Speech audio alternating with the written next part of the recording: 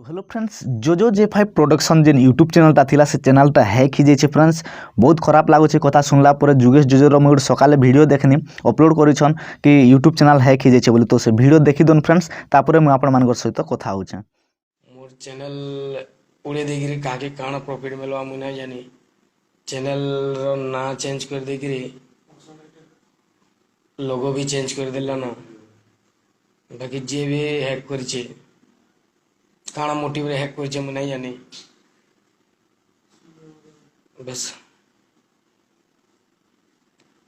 मोर 5 वर्ष रो परिश्रम के 5 मिनट थी खेल कर दीजिए। मौसम ले ओछन जहा बा देखा जीवा काना करि पारना।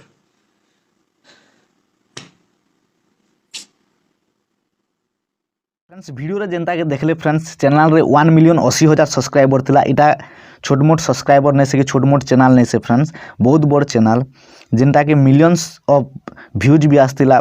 ताकर सब वीडियो रे देखबो मिलियंस प्लस व्यूज। तो बहुत बड़ चैनल तो चैनल हैक ही जाइए। तो आमके भी ताकर वीडियो देखकर बहुत एंटरटेनमेंट लागुला। तो एबे चैनल हैक ही जाइए जल्दी से जल्दी चैनल कमबैक ही जो बोली आमे चाहेमु।